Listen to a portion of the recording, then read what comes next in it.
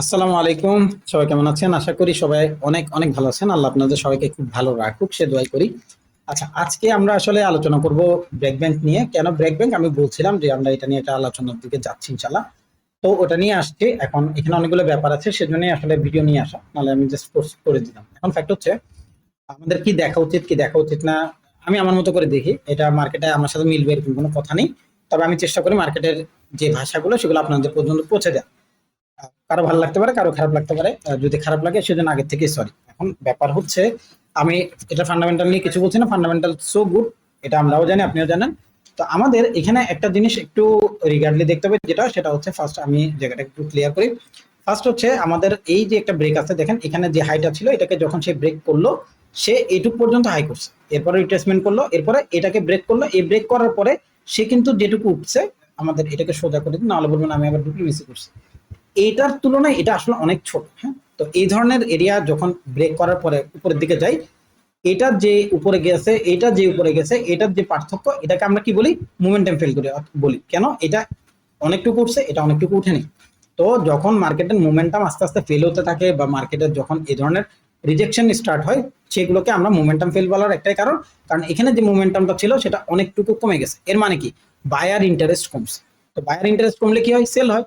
কখন সেল হয়? যখন মার্কেটে আসলে অনেক প্রফিট চলে আসে, মার্কেট টেক প্রফিটের জন্য রেডি হয়, মার্কেট আর যেতে চাচ্ছে না, যারা ইনস্টিটিউশনাল বায়ার ছিল তারা বের হয়ে যাচ্ছে। এরকম অনেকগুলো ফ্যাক্টর এখানে ক্রিয়েট হতে পারে, কারণ এখানে ৩-৪ দফায় আসলে ক্রেতা থাকে। আমাদের মার্কেট ৩-৪ রকম করে আসলে বাই হয়। তো এগুলোর মধ্যে এই একটা পার্ট হচ্ছে এটা। তো এখন আমি যদি রিসেন্ট আমি পুরো জায়গাটাকে একটা মিনিটের জন্য আপনাদেরকে ইয়া করি, ড্রয়িংটাকে ক্লোজ করে দিই। হ্যাঁ, তো এখানে দেখেন আমরা পুরো জায়গাটাকে একটু দেখাবো। এরপরে এই যে আমাদের এরিয়াটা ড্রপ করলো, দেন হাই করলো, এখানে যখন ড্রপ করলো, এ হাই করলো, এইটুকুর মধ্যে আমাদের দুটো এরিয়া আছে। একটা হচ্ছে এই বক্স, যে বক্স থেকে সে প্রিভিয়াসলি উঠছে। সেকেন্ড একটা বক্স হচ্ছে এখানে, থার্ড বক্স এটার নিচে। এগুলো আমরা, এটা আমার এই মুহূর্তে টার্গেট না। আমাদের টার্গেট হচ্ছে এই আপাতত এটা আমরা এখান থেকে কি করবো। এখান থেকে আমাদের যে জিনিসটা করতে হবে সেটা হচ্ছে, প্রাইসটা যখন এইভাবে গেছে, প্রাইস এখানে আসার পরে আমাদের একটা রিট্রেসমেন্ট ইস্যু ক্রিয়েট হতে পারে উপরে যাওয়ার জন্য। যেহেতু মোমেন্টাম ফেল করছে, জাস্ট আমি বোঝানোর জন্য বলছি, এটা 100% কোনো কিছুই না। যেহেতু মোমেন্টাম ফেল করছে, পসিবিলিটিস রাখে মার্কেট কিছুটা গিয়ে আবার ড্রপ করবে, অর্থাৎ প্রিভিয়াস লোকে ব্রেক করতে পারে, এমন আশা আমি এখন পর্যন্ত করছি। কেন? প্রাইস এখানে যখন এই ধরনের একটা এত বড় ক্যান্ডেল করলো, আমি কিন্তু উইকলি বেসিস বলছি, এখনো ডেলিতে যাইনি। ডেলিতে গিয়ে আমি আরো জিনিস ক্লিয়ার করবো। প্রাইস এটুক উঠার পরে কি করলো? মার্কেট ফেল করে ফেলছে। মাত্র এক সপ্তাহ পরে, 2 সপ্তাহ ধরে কিন্তু সেটা সে রিজেকশনের জন্য রেডি হয়েছে। এখন আমরা যদি এদিকে তাকাই, ঠিক আছে, এখানে হচ্ছে জুলাই মাস, এখানে হচ্ছে জুলাই মাস, তার মানে একটা বছর প্রাইস এটুকুর মধ্যে ঘোরাফেরা করছে। আবার এখানের দিকে যদি তাকাই, জুলাই, এখানে হচ্ছে 2026-এর জানুয়ারি ফেব্রুয়ারি। তো এটা হয়তো জানুয়ারি ফেব্রুয়ারি পর্যন্ত। তো মার্কেট যেহেতু সময় নিছে এটুকু উঠার জন্য, মার্কেট যেহেতু সময় নিছে এটুকু উঠার জন্য, আপনি কালকের দিন মার্কেট পড়ে যাবে এই আশা নিয়ে যদি বসে থাকেন, ভাই আপনি এখনো কি বলবো, অনেক কিছুই বলা যাবে, দরকার নেই এত কিছু বলার। আমাদের এখন একটাই জিনিস, অপেক্ষা করতে হবে। মার্কেট এখান থেকে উঠবে, উঠে এটাকে ব্রেক করবে না, মার্কেট লো করবে, নিউ লোর জন্য অপেক্ষা করতে হবে, এটাকে ব্রেক করবে, তাহলেই শুধুমাত্র মার্কেট সেলে যাবে, তখন হচ্ছে সেল। এর আগ পর্যন্ত মার্কেট এখানে আসবে, আসার পরে এই জায়গাটাকে ক্রিয়েট করবে, এটা কত, 6750।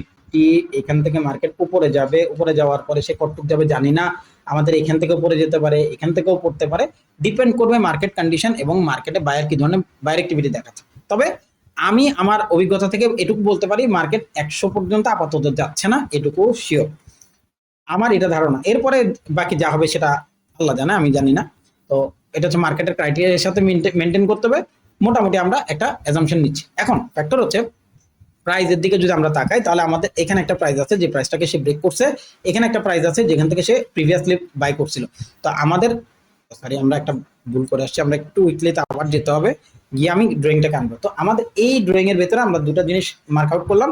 একটা মার্ক আউট হচ্ছে, ফার্স্ট প্রাইস হচ্ছে আমাদের 61 এর এরিয়া হচ্ছে 59, আমি এটা দরকার না, আমি এটাকে 60 ধরলাম, আর এখানে হচ্ছে 6505, 6505। তো আমাদের এই পুরা রান টাইমের 6505 হচ্ছে 50%-এর এরিয়া। তার মানে আমাকে 65 ধরে আগাইতে হবে। ঠিক আছে, চলেন এবার 65 ধরে আগাই।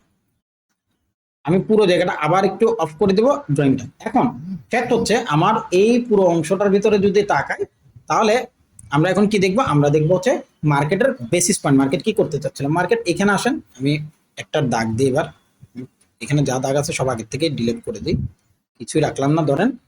এখন আমি একটা দাগ দেব, দাগটা কোথায়, দাগটা হচ্ছে এইখানে।